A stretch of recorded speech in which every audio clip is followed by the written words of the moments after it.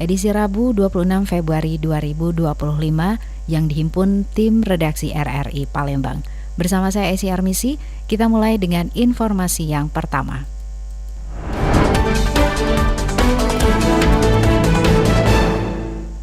KPU Sumatera Selatan segera melaksanakan supervisi terkait pemilihan suara ulang atau PSU di Kabupaten Empat Lawang. Langkah ini diambil sesuai dengan amar putusan Mahkamah Konstitusi untuk melaksanakan pemilihan suara ulang atau PSU. KPU Sumatera Selatan segera melaksanakan supervisi terkait pemilihan suara ulang PSU di Kabupaten Empat Lawang. Langkah ini diambil sesuai dengan amar putusan Mahkamah Konstitusi (MK) yang memberikan tenggat waktu 60 hari bagi KPU untuk menyelesaikan seluruh tahapan Pilkada serentak 2024. Ketua KPU Sumatera Selatan Andika Pranata-Jaya mengatakan KPU Sumsel akan memastikan tidak hanya tahapan pilkada di Empat Lawang, namun juga mempertimbangkan aspek lainnya seperti kondisi geografis dan faktor cuaca serta faktor keamanan, khususnya untuk menetapkan hari pencoblosan. Menurut Andika, yang terpenting, pilkada di Empat Lawang memiliki proses yang panjang dan potensi konflik yang sudah ada, sehingga KPU juga menjamin transparansi di setiap tahapan dan prosedur terbuka yang mudah diakses oleh masyarakat Empat Lawang. Proses pilkada di Empat Lawang ini dia sudah punya pengalaman panjang dan konfliknya memang ada, akui memang ada. Nah, ini memang tinggal treatment kita. Bagaimana cara treatment pertama kali untuk menjawab kekhawatiran masyarakat bahwa ini KPU berpihak. Semua proses dan prosedur yang dilakukan Empat Lawang itu akan kami lakukan secara terbuka dan accessible, diakses oleh seluruh masyarakat di Kabupaten Empat Lawang. Kemudian semua informasi itu tersampaikan baik itu lewat sosial maupun penjelasan langsung dari KPU Empat Lawang. Proses kan diikuti, nanti juga akan kami lakukan supervisi. Nah, minta doanya dalam waktu segera kami menyampaikan timeline pelaksanaan pemilihan suara ulang di Kabupaten Empat Lawang. Sebelumnya, Mahkamah Konstitusi (MK) mengabulkan permohonan pemohon dan memerintahkan KPU Empat Lawang untuk menggelar PSU. Dalam keputusan tersebut, MK juga menginstruksikan agar pasangan bakal calon Bupati Budi Antoni Aljupri dan Heni Ferawati diikutsertakan dalam pemilihan ulang. Sebelumnya, pasangan ini sempat didiskualifikasi oleh KPU Empat Lawang. Ketua MK Suhartoyo menegaskan keputusan KPU Empat Lawang yang tidak menganulir dan tidak menerima pasangan Budi Antoni Heni Ferawati merupakan kekeliruan. MK menilai tindakan tersebut mencederai prinsip keadilan dan integritas demokrasi. RRI Palembang, Nova Ariana melaporkan, terus mengudara untuk Indonesia. Sementara itu, Badan Pengawas Pemilu atau Bawaslu Provinsi Sumatera Selatan, Kurniawan, mengajak seluruh masyarakat untuk aktif mengawasi pemilihan suara ulang atau PSU yang akan dilaksanakan di Kabupaten Empat Lawang, mengingatkan pentingnya peran serta masyarakat dalam menjaga proses pemilu yang transparan dan adil. Ia menekankan bahwa pengawasan bersama dapat membantu meminimalisir potensi kecurangan yang dapat merusak integritas pemilu. Kurniawan menambahkan bahwa pengawasan masyarakat sangat penting untuk menghindari kecurangan selama proses PSU. Bawaslu akan terus bekerja sama dengan berbagai pihak agar proses pengawasan dapat berjalan dengan baik dan efektif. Hal ini menurutnya akan membantu menjaga demokrasi yang lebih bersih dan bebas dari praktek kecurangan. Meliput langsung pelaksanaan pemungutan suara ulang di Kabupaten Empat Lawang, silakan. Ini juga membantu pengawasan juga, jadi bisa dilihat prosesnya seperti apa. Dan itu juga bisa mengantisipasi kecurangan. Itu juga aparatnya lebih fokus ke situ. Jadi kalau ada potensi atau dugaan pelanggaran itu bisa diminimalisir. Itu mungkin masyarakat Sumatera Selatan siap membantu untuk menjaga keamanan dan ketertiban pelaksanaan PSU Empat Lawang. Untuk mendukung kelancaran PSU, Bawaslu juga telah menyiapkan berbagai langkah preventif guna mengantisipasi potensi kecurangan. Kurniawan berharap masyarakat tetap menjaga ketertiban dan berpegang pada prinsip keadilan dalam setiap tahapan pemilu. Dengan pengawasan yang ketat dan partisipasi aktif, ia yakin hasil PSU akan mencerminkan kehendak rakyat yang sebenarnya. Nah, terkait informasi tersebut kita simak tanggapan masyarakat berikut.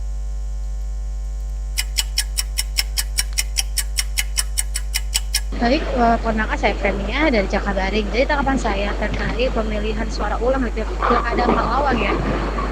Menurut saya untuk pilkada ulang ini kalaupun ini ada kecurangan ya harus kita selidiki dan kita harus ulang. Yang mana ini tidak sesuai nih dengan konteksnya pilkada ya bergulir kan kita harusnya. Nah, dan memang kalaupun ini bisa merugikan pihak lain, ada baiknya emang diulang lagi gitu. Dan mohon untuk panitianya ya panitia pemilihan suara ya harusnya lebih apa?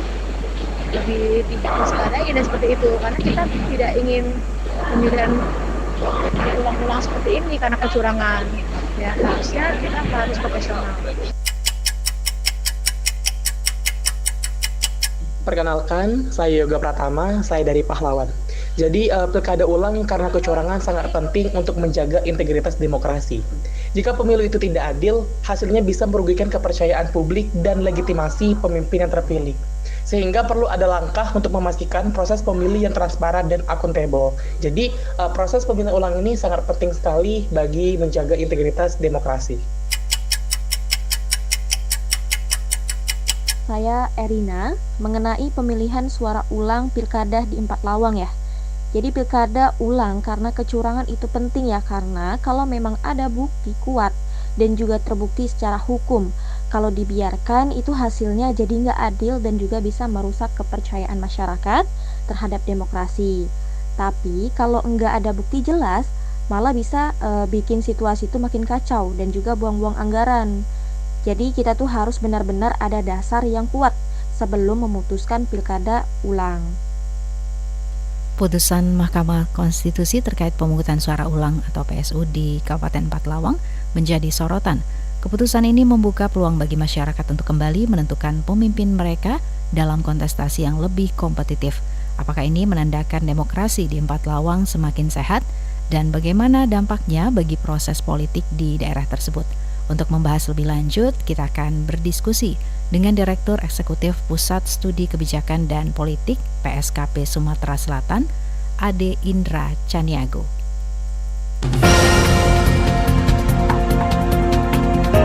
Pendengar, saya sudah terhubung saat ini dengan Direktur Eksekutif Pusat Studi Kebijakan dan Politik, Bang Ade Caniago. Nah, Bang Ade, Mahkamah Konstitusi kan baru-baru ini mengeluarkan putusan ya yang menginstruksikan KPU 4 Lawang untuk melaksanakan PSU atau pemungutan suara ulang dalam pemilihan bupati dan wakil bupati. Keputusan ini diambil setelah MK mengabulkan permohonan perselisihan hasil pemilihan umum atau KPU. Nah, jadi kalau dari Bung Ade sendiri, bagaimana Anda menilai dampak putusan MK yang memerintahkan PSU itu terhadap integritas proses demokrasi di Indonesia atau di Sumatera Selatan pada khususnya? Ya, alhamdulillah ya. Yang pasti kita harus bersyukur dulu, karena ternyata demokrasi itu tidak mati, kan gitu. Ya, statement ini penting diketahui oleh banyak pihak gitu, karena dari awal saya agak keras memang ketika membahas Kabupaten 4 Lawang. Kita tahu kan satu-satunya di Sumsel yang berhadapan dengan single contest atau calon tunggal atau kotak kosong itu hanya Kabupaten 4 Lawang. Ada beberapa selain Oganilir maksud saya ada 4 Lawang. Yeah. Nah, akan tetapi dinamikanya beda Oganilir sama 4 Lawang. Yeah. Kenapa? Karena sempat muncul calon kan, tapi digagalkan di tengah jalan. Yeah. Nah, saya selalu sampaikan bahwa kalau kita bicara kotak kosong, sebenarnya ini kan sebuah bentuk persekongkolan jahat, ya, oligarki dengan petahana gitu loh. Nah itu kenapa keras ya, karena ini sama dengan membunuh demokrasi. Terlebih lagi ketika muncul putusan MK 60-90 kalau nggak salah ya, itu membuka ruang untuk munculnya kandidat tanpa parliamentary threshold, kan gitu. Akan tetapi ketika calon ini muncul, justru diamputasi gitu loh. Yeah. Nah, jadi ya harusnya saya nggak tahu nih apakah ada laporan ke DKPP terkait dengan penyelenggara nih. Harusnya ada, dan sanksi tegas itu ya karena gini kan jelas nih hasilnya dimentahkan oleh MK. Ya alhamdulillah tadi saya katakan ini persekongkolan jahat ini dimentahkan oleh MK, dan sebagai bentuk pertanggungjawaban mereka harusnya mundur, nggak? Nah, itu ketika kita menjawab soal integritas, artinya kan memang integritasnya diragukan dari awal. Bang Ade, apa yang membuat Anda yakin bahwa awalnya itu ada dugaan persekongkolan antara penyelenggara dan kontestan pada saat itu, Bang? Apa yang membuat Anda begitu yakin mengatakan itu, meski itu terdengar keras begitu ya? Ya, sebenarnya kan simpel. Kalau kita bicara demokrasi, Huntington kan mengatakan syarat demokrasi itu ada dua. Pertama, ada yang namanya partisipasi. Memang tidak dijelaskan apakah partisipasi yang dimaksud ini partisipasi yang mobilisasi atau partisipasi aktif, kan gitu. Kemudian syarat berikutnya disampaikan oleh Huntington, ya ada kompetisi. Oke. Kan gitu. Harus ada kompetisi ya. Iya, syarat demokrasi itu kan itu. Ketika kompetisi ruangnya diamputasi, artinya kan ada orang-orang nih yang punya niat jahat untuk membunuh demokrasi. Dan ini kan tidak sendiri, tidak mungkin hanya petahana. Kan gitu. Ini kan persekongkolan jahat elit partai, oligarki dalam hal ini dengan petahana. Dan tulisan soal ini kan banyak dibahas. Oh, ini sebenarnya kamuflase aja, alat legitimasi aja kota kosong ini, bahwa oh ini demokratis, ini dipilih. Tapi kan itu omong kosong semua karena ruang itu kan diamputasi. Iya. Jadi aksi borong partai itu sengaja dilakukan supaya apa? Tidak ada ruang bagi munculnya penantang atau oposisi. Gitu. Nah itu. Oke. Nah, oke lah. Bang Ade sudah tadi mengungkapkan rasa syukur bahwa ini adalah bentuk sehatnya demokrasi di Sumatera Selatan ya dengan adanya putusan MK itu. Nah, tapi yang menjadi sorotan juga adalah bagaimana dampak sosial dan politik yang mungkin timbul nanti akibat pelaksanaan PSU di Empat Lawang, karena ini kan ada dua calon yang tentu kan terjadi polarisasi di sana, apalagi mereka punya pendukung yang fanatik. Anda melihatnya gimana, Pak?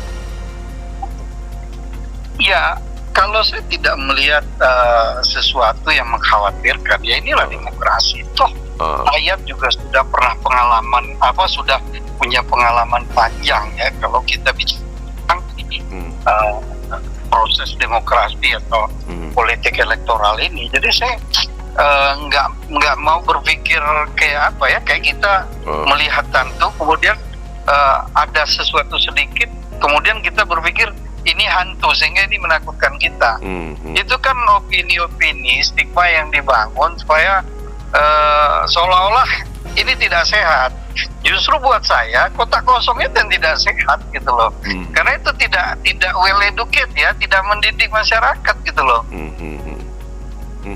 Di samping tadi masyarakat tidak dihadapkan pada pilihan, disuruh milih tapi nggak ada pilihan, kan lucu. Itu. Oke, Bang Adi, tantangan utama dari KPU setempat ini untuk melaksanakan PSU sesuai dengan putusan MK, gimana, Bang? Gimana tadi? Tantangan utama yang dihadapi oleh KPU Pak Lawang ya dalam melaksanakan PSU sesuai dengan putusan MK ini, gimana, Bang? Kalau ditanya sama saya, nggak usah lagi dikasih kerjaan KPU Empat Lawang. Diambil alih untuk oleh KPU provinsi aja gitu loh. Oke. Kenapa? Karena kan jelas kemarin berpihak kok mereka. Mereka tidak di posisi tidak di posisi netral, tidak berposisi sebagai wasit, tapi posisi standar ganda sebagai pemain kan. Jadi kalau saya lebih baik itulah, biar masyarakat yakin bahwa ini betul-betul nggak ada kepentingan tanda kutip ya, kepentingan kelompok orang per orang atau petahana. Udah kita dorong aja sama-sama KPU untuk PSU ini ya diambil alih oleh KPU provinsi. Karena itu tadi ya, KPUD setempat menurut abang ya begitu tadi ya bang ya. Iya, justru kita khawatir karena keberadaan mereka yang partisan ini justru akan membuat situasi malah nggak kondusif. Saya malah khawatir seperti itu gitu loh. Dan itu juga sebagai hukuman bahwa mereka gagal merawat demokrasi. Oke. Jadi orang gagal ini jangan lagi dikasih kesempatan, karena kan ada pepatah lama nih, pepatah kuno, keledai saja yang buyan ujinya, tak kalah masuk lubang yang sama 2 kali. Tak kado gitu, manusia galak melakukan kesalahan yang sama untuk kedua kali. Nah mereka udah jelas-jelas melakukan kesalahan dan buat saya itu vital loh. Dan sekongkolan jahat itu kan terbukti dengan dimentahkannya gitu loh ketetapan KPU itu oleh Mahkamah Konstitusi.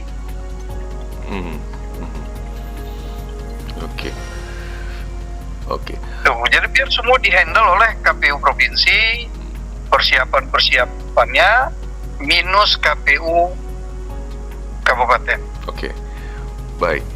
Bang, ada beberapa pihak yang juga menyatakan bahwa ya kalau PSU pembangunan di Empat Lawang kembali terhambat katanya.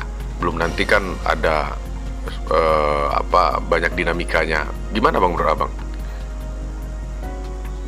Ya sekarang kan gini, itu kan konstruksi yang dibangun oleh orang-orang yang kepentingannya dirugikan. Kan gitu. Kita ini kan melihatnya itu harus proporsional. Jadi kalau bicara politik, bicara kepentingan, kan gitu. Kita paksakan ini kepentingan siapa sih yang mau kita dorong di sini? Kan gitu. Kepentingan petahana atau kepentingan masyarakat Empat Lawang? Kan gitu. Kalau masyarakat Empat Lawang nggak peduli kok, mereka tuh selama ini nggak ada kok legasi yang luar biasa yang ditinggalkan oleh rejim yang yang sebelumnya. Coba saya mau tanya, pembangunan apa sih yang luar biasa di Empat Lawang? Apa sih legasi yang ditinggalkan oleh bupati yang kemarin berhadapan dengan calon kota kosong? Ya yuk kita jujur aja gitu loh. Nah terus orang yang ngomong ini terhalang itu menyuarakan kepentingan siapa gitu loh? Toh ada PJ kok tetap bisa jalan, apa masalahnya? Nggak ada vakum of power di sana, kecuali pemerintahan terhenti. Ya. Jadi apanya gitu loh. Jadi janganlah kita seolah-olah berpikir bahwa masyarakat ini bodoh dan bisa dibodohi semua dengan argumen-argumen yang dibangun seolah-olah seakan-akan ini berpihak pada orang. Ngomong kosong itu semua. Ngomong kosong itu semua buat saya gitu. Oke, baik. Bang Ade, terakhir Bang Ade, menurut Anda bagaimana keputusan ini itu dapat mempengaruhi persepsi publik terhadap independensi dan efektivitas MK dalam menangani sengketa pemilu, Bang? Ya saya pikir masyarakat kan juga sudah cerdas ketika melihat ini. Ya hari ini kan memang sempat ada masalah dengan MK,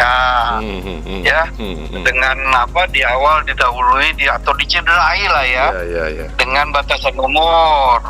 Kemudian kan putusan berikutnya termasuk putusan MK 60-90 ya, kalau saya tidak salah, itu kan mengembalikan MK on the track lah ya.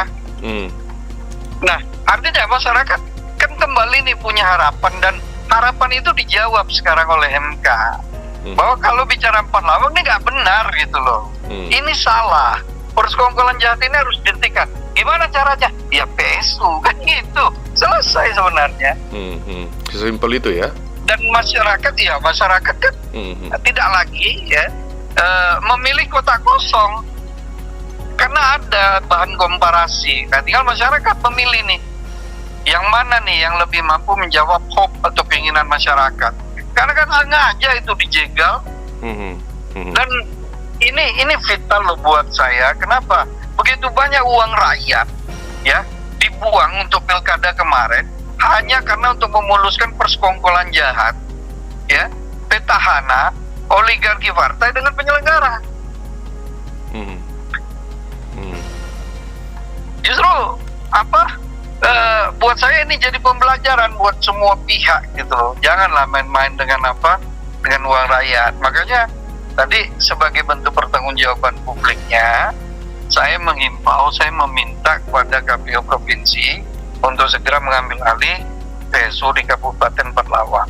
Dan itu karena memungkinkan Bang, KPU Provinsi untuk mengambil alih bisa betul Bang ya? Loh, kenapa enggak? Di politik tuh nggak ada yang nggak mungkin. Ya, tentunya dengan pertimbangan putusan hukum. Putusan MK ini bisa dijadikan pertimbangan. Loh, mereka sudah memaksakan kemarin. Ya, mereka paksakan single contest dan ratusan miliar uang rakyat terbuang di situ. Ya. Dan hasilnya kan jelas nih bahwa mereka salah. Buktinya salah apa? Dibatalkan putusan mereka, penetapan mereka. Tapi itu KPU tidak bisa gujuk-gujuk sendiri melakukan ya, harus koordinasi dulu dengan KPU RI seperti itu Bang. Biasa. Oh tentu itu mekanisme organisasi. Oke. Kalau itu kan standar lah, SOP lah. Iya, SOP ya, oke. Ya, tapi harus proaktif, KPU provinsinya harus proaktif gitu loh. Oke. Dengan pertimbangan tadi bahwa ini sudah tidak legitimasi lagi gini orang yang menyelenggarakan ini. Gitu. Iya. Oke Bang Ade, terima kasih Bang Ade sudah memberikan penjelasan kepada RRI. Pendengar, tadi wawancara kami bersama Direktur Eksekutif Pusat Studi Kebijakan dan Politik Bang Ade Caniago. Ya pendengar, masih berkaitan pemilihan ulang di Kabupaten 4 Lawang, Polda Sumatera Selatan siap mengamankan tahapan pemungutan suara ulang di Kabupaten 4 Lawang dengan mengirimkan personel dari Polda dan Sat Brimob.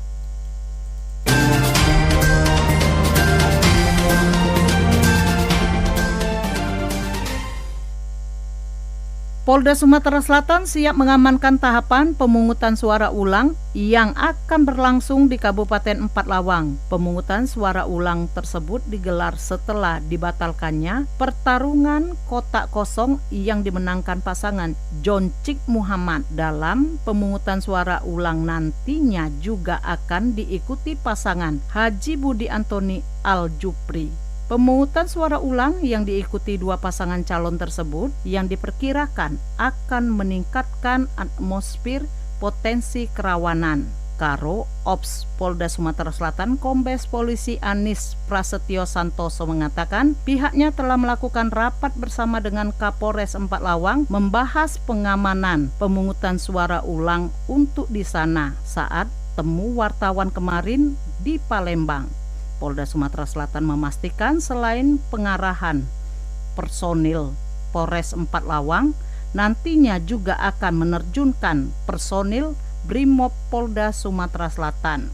Baik, rekan-rekan sekalian, jadi pada hari ini kami melaksanakan rapat koordinasi saya dengan Kapolres 4 Lawang, kemudian untuk membahas masalah-masalah langkah-langkah yang akan kita ambil ya pada saat PSU di 4 Lawang nanti. Nah, kebetulan hari ini beliau datang dan kami sudah membahas bagaimana bentuk pengamanannya dan pola-polanya, termasuk rencana penebalannya. Dan kami masih menunggu informasi dari KPU untuk tahapan-tahapan ataupun timeline dari pelaksanaan pemilu tersebut. Menurut Kombes Polisi Anis Prasetyo Santoso, dalam rapat membahas rencana pengamanannya termasuk penebalan, setiap tahapan ada potensi kerawanan dan pihaknya akan antisipasi dengan mengirimkan personil baik dari Polda dan Satbrimob. Sementara itu, Kapolres 4 Lawang AKBP Abdul Aziz Setiadi menjelaskan, Polres 4 Lawang memastikan setelah adanya putusan MK, situasi Kamtibnas di Kabupaten 4 Lawang masih kondusif dan masih menunggu timeline dari KPU setelah pihaknya melihat tahapannya, kerawanannya di mana. Namun sampai saat ini situasi masih dalam kondusif. Jadi dapat saya sampaikan yang tadi disampaikan oleh beliau, pada intinya kami menunggu timeline dari KPU selaku penyelenggara pemilu. Nah, nanti di situ akan kita lihat tahapan-tahapannya, kerawanan-kerawanan di mana. Tapi sampai dengan sekarang ini situasi di sana masih kondusif, ya. Makanya saya mengimbau kepada seluruh masyarakat, khususnya Kabupaten 4 Lawang, yang tadi disampaikan beliau, kita pesta demokrasi kita ikuti dengan baik, ya. Ikuti dengan baik, yang hanya menciptakan atau tidak menimbulkan hal-hal yang sekiranya bisa menyebabkan 4 Lawang ini menjadi daerah yang bermasalah. Artinya saya menghimbau dengan adanya pesta ini, ayo kita sama-sama, walaupun beda pilihan, beda paslon, kita tetap satu tujuannya semata-mata untuk kesejahteraan masyarakat di Kabupaten 4 Lawang ini. Polda Sumatera Selatan berharap kepada masyarakat khususnya Kabupaten 4 Lawang, pesta demokrasi pemungutan suara ulang nanti mulai dari pengundian nomor urut, kampanye, debat, pemungutan suara, hingga penghitungan dan penetapan bupati dan wakil bupati terpilih, hendaknya tidak terjadi kericuhan karena perbedaan pilihan. Lamsihar Silitonga melaporkan.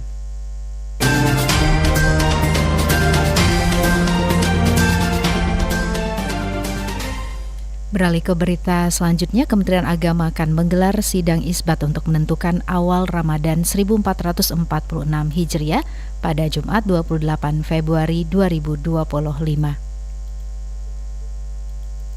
Kementerian Agama Sumatera Selatan akan menggelar sidang isbat pada Jumat 28 Februari 2025 untuk menentukan secara resmi awal bulan Ramadan 1446 Hijriah. Sidang ini sangat penting bagi umat Islam karena akan menjadi acuan utama untuk memulai ibadah puasa. Abdul Kudus, Ketua Tim Kerja Humas Kanwil Kemenak Sumsel menjelaskan, pemantauan hilal atau Rukyatul Hilal akan dilakukan serentak di seluruh Indonesia, termasuk di Palembang, Sumatera Selatan, pada pukul 16.30 waktu Indonesia bagian Barat di Hotel Arya Duta. Hasil Rukyatul Hilal yang akan dipadukan dengan data hisab akan menjadi dasar utama dalam penetapan 1 Ramadan. Keputusan ini akan diumumkan setelah sidang selesai. Namun berbeda dengan Kemenak, pengurus pusat Muhammadiyah sudah lebih dulu menetapkan bahwa 1 Ramadan 1446 Hijriah jatuh pada 1 Maret 2025 berdasarkan perhitungan hisab mereka. Kemungkinan besar itu posisi hilal itu sudah di atas 3 derajat dan itu artinya sudah memenuhi kriteria imkan ru'yah, kemungkinan untuk diru'yat. Artinya ada kemungkinan memang 1 Ramadan itu jatuh pada 1 Maret 2025. Tapi tentu untuk kepastiannya, ketetapannya kita tetap menunggu hasil sidang isbat yang dilakukan tanggal 28 Februari. Sidang isbat dan juga pemantauan hilal diharapkan memberikan kepastian bagi umat Islam di seluruh Indonesia terkait awal puasa. Dengan pelaksanaan serentak di berbagai wilayah, masyarakat dapat menantikan keputusan yang jelas dan tegas mengenai awal bulan suci Ramadan. Dari halaman Kemenak Sumsel, Hairul Rizky RRI Palembang terus mengudara untuk Indonesia.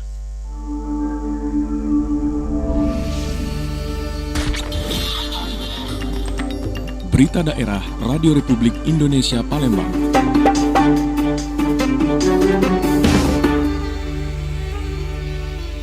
Jelang Ramadan, Polres Banyuasin gelar operasi Pekat Musi 2025, sasar premanisme hingga perjudian. Bahwa Polres Banyuasin sedang melaksanakan operasi pekat. Kepolisian Resort Polres Banyuasin tengah gencar melaksanakan operasi Pekat Musi 2025 yang telah berjalan selama 10 hari dan akan berlangsung hingga 6 Maret 2025. Operasi ini bertujuan untuk memberantas berbagai bentuk penyakit masyarakat atau pekat seperti premanisme, narkoba, perjudian, serta peredaran minuman keras. Kapolres Banyuasin AKBP Ruri Prastowo menegaskan bahwa operasi ini merupakan bagian dari cipta kondisi menjelang bulan Ramadan dan akan dilanjutkan dengan operasi ketupat guna memastikan keamanan dan kenyamanan masyarakat selama bulan suci. Seluruh jajaran Polsek di bawah Polres Banyuasin turut serta dalam operasi ini secara serentak. Selain penindakan hukum, patroli preventif juga digencarkan untuk mencegah potensi tindak kejahatan di wilayah Kabupaten Banyuasin. Sekarang sudah berjalan kurang lebih 10 hari sampai nanti terakhir tanggal 6 Maret. Alhamdulillah untuk kegiatan-kegiatan berjalan dengan lancar dengan sasaran target operasi seperti premanisme, narkoba, kemudian kegiatan-kegiatan perjudian dan lain sebagainya yang menjadi penyakit masyarakat itu menjadi sasaran operasi pekat pada tahun ini.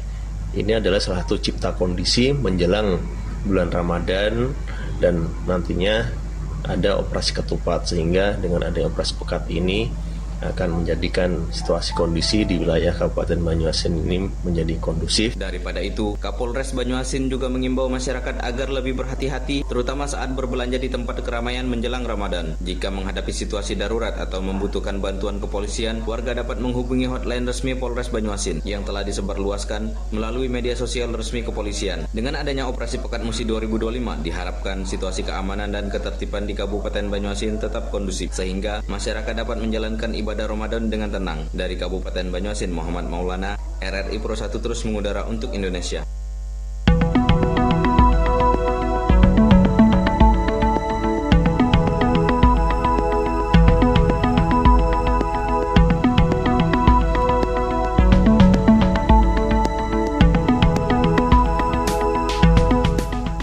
Sekian Warta Berita Produksi Radio Republik Indonesia Palembang. Sebelum berpisah, kami sampaikan kembali topik berita aktual pagi ini, diantaranya KPU Sumsel segera melaksanakan supervisi terkait pemilihan suara ulang PSU di Kabupaten 4 Lawang. Langkah ini diambil sesuai dengan amar putusan Mahkamah Konstitusi MK untuk melaksanakan pemilihan suara ulang PSU. Mitra penyedia layanan gunakan ojek dan perahu dalam pendistribusian makanan pada program makan bergizi gratis di daerah pelosok di Sumatera Selatan. Mewakili kerabat kerja yang bertugas, saya Esi Armisi, sampai jumpa.